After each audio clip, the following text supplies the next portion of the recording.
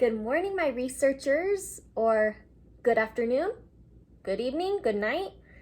Whatever time you're watching this, let's go with good day.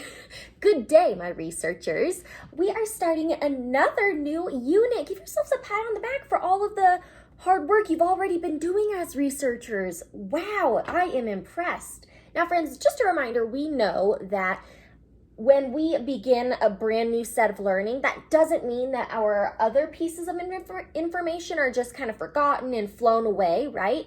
That just means that we are ready for a new piece of knowledge to tackle.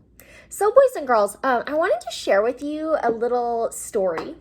So I don't know what made me think of this, but as you know, I babysit my neighbors a bit, and I haven't been doing it lately, of course, because of the stay-at-home message, but a few months ago, probably, I was babysitting Margot and Max, my neighbors that live right over there, and when I had walked in, everybody was giggling, and I, was just so interested in what was happening, and so I came in a little bit further to the home, and I noticed that sweet Max at that age was probably, 4 months old, really young. He had balloons on his extremities, on his arms, and on his legs. I'll try to insert a little clip of it here.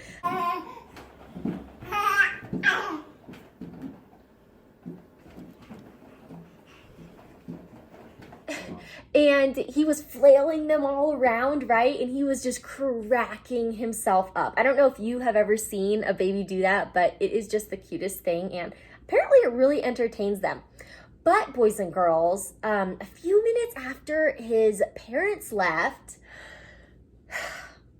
one of the balloons actually unraveled itself apart from Max, and it detached and it floated up onto the ceiling.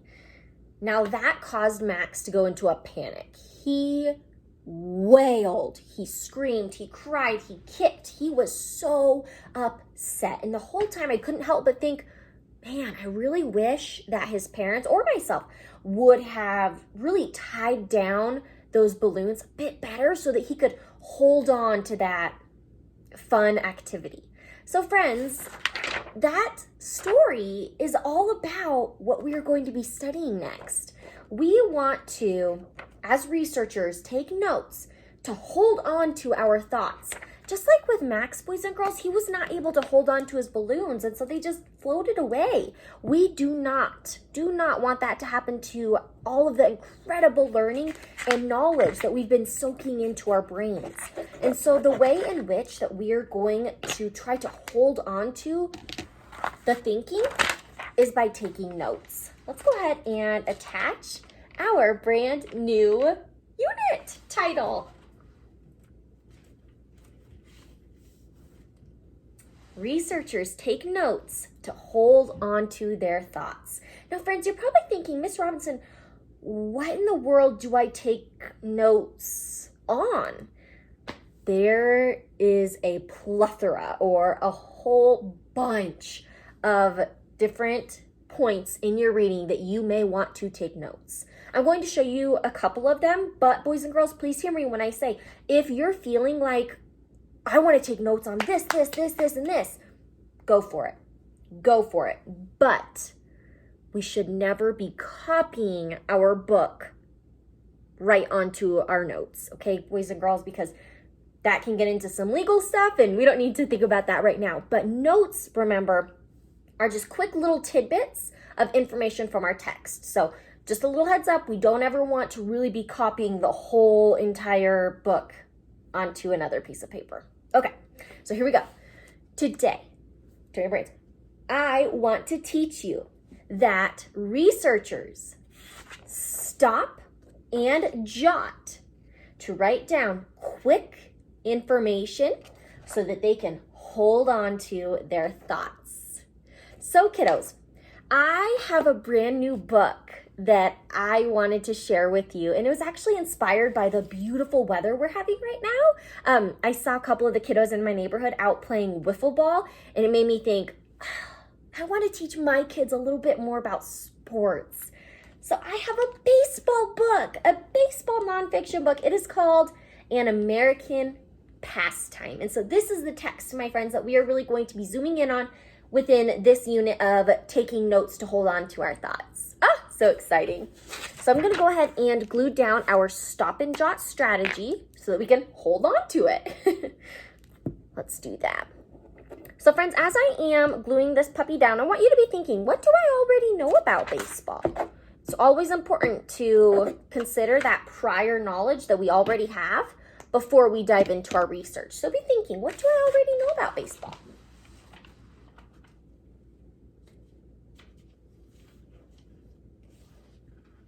Okay, there it is. Let's just take that really quick sneak peek into our text. And this is a back blurb, my friends, but it's more about the whole series of books, so it really doesn't pertain to this one, so we're just going to go ahead and skip it. All right. I'm hoping that these images bring back some pieces of information that maybe you had forgotten.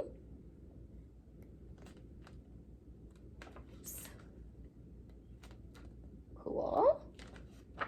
I love that there are black and white images as well as colored ones. That brings a little bit more life into our text features. Cool. A couple labels. Oh, and a glossary. Interesting. So earlier, my friends, we talked about how there are many different times in your reading that you may want to stop and jot. And so some of the ways that we're going to be talking about today are written right here on our strategy. You may want to stop and jot when you have new learning, when you see an image that just sparks your interest or curiosity. Of course, when you're wondering things, when you see a new word at the very end of a section, and finally, when you just have one of those wow moments, one of those big reactions. So friends, I'm going to be demonstrating how to stop and jot as you are reading your nonfiction books. Now, as I mentioned, this strategy is called stop and jot. Now, jotting, boys and girls, is that just quick note-taking skill. It is not where you're copying full sentences from your book, okay? That is not a good strategy. That's not a good habit to begin. When we are stopping and jotting, it is just a fast, few words so that we can hold on to our thoughts, okay? So we can get right on back to our reading. So let's try this out, an American pastime. And we're just, boys and girls, going to be zooming in on this first section, which doesn't have a title, and that's okay. It's just these first 2 pages, because after that we have a new heading.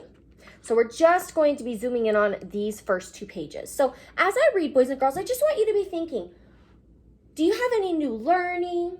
Do you see a strong, interesting image? Are you curious? Do you see any new words? Are you at the end of a section? Or are you having one of those wow reactions? Okay, just be thinking about that as I read.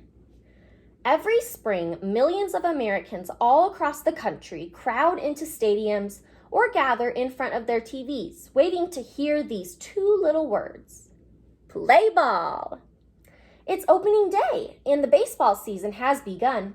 Baseball fans from every part of America hoot and holler for their favorite team from April to October. Cincinnati, Ohio. Okay, guys, so I just want you to be thinking, are there any places in which you feel like you want to stop and jot so that you can really hold on to that knowledge? Stick this back up here so you can pause and reread if you'd like. So there are already a couple of instances that I am just so eager to get nailed into my brain, and so I'm going to stop right here and jot those down. Now, friends, you can stop and jot with many different materials. You can use sticky notes, but for today, I'm thinking, because not everyone has sticky notes, I'm going to go ahead and use our learning log. I know all of you have these at home. Okay. So first of all, boys and girls, I really like to write down the title of the text so that it doesn't get mixed up with other books. So this is called An American Pastime. That's all so far. An American Pastime. And now, my friends, I'm going to demonstrate how, as soon as I read something that makes me think, oh man, I have got to hold on to this information, I'm going to stop right there. and jot it down. And if you want to follow along with me, boys and girls, try this strategy out yourself too. Go for it. Or if you just want to watch for this time, that's cool too. Okay. Every spring, millions of Americans all across the country crowd into stadiums or gather in front of their TVs waiting to hear these two little words, play ball. Millions of Americans watch baseball. Writing that down. Here we go. And kiddos, I will show you these notes at the end of our strategy, okay? Because for now, I just want to maintain the pace. It's opening day, and the baseball season has begun. Baseball season begins on opening day. That is new words, opening day. I have to write that down. Awesome. Okay, let's continue. Baseball fans from every part of America hoot and holler for their favorite team from April to October. New learning, April all the way till October is the entire baseball season. Okay. Now the last thing I'm going to do, boys and girls, before I stop is look at the images. And I'm going to see if there are any strong or interesting images within this page. Okay. It's cool that they have American flags. Lots of people. I'm wondering, boys and girls, if this book is called An American Pastime because baseball is a very important American sport. I mean, look at all these flags, kiddos. I've got to write that down. I have to. Yes. Okay, guys. So that concludes, I feel like, my stop and jot strategy. If you were reading, boys and girls, and you had more places where you wanted to stop and jot, great, awesome. If you had less places, that's cool too. That was just my demonstration of the points that really, the points that struck me and the points that I felt like I really wanted to hold on to for quick info, okay? So friends, now I'm going to show you what my notes look like. Now I'm going to warn you, they are not my very, very, very, very, very best handwriting. And that is for a good reason. Stopping and jotting is a strategy in which you do very quickly so that you can just have that quick information to refer back to later. Now, although it is not my best handwriting, you can certainly read every single word. So please keep that in mind when you are doing your stop and jot strategy. So here it is. An American Pastime. Millions of Americans watch baseball. Opening day is the start of baseball. April to October is baseball season. And finally, baseball is an important American sport. Those are the 4 points or pieces of information from that section that really stood out to me, that made me feel like, oh man, I have got to hold on to these thoughts. So now, boys and girls, I want you to try this strategy. I want you to stop and jot in a section of your nonfiction book. Now, again, I understand your handwriting may not be perfect, but you have got to be able to read it later, and your family and your friends should be able to read it as well. Give this strategy a go, boys and girls. Practice stop and jotting to hold on to your thoughts. I cannot wait to see your notes. Good luck, boys and girls. I'll see you next time. Goodbye.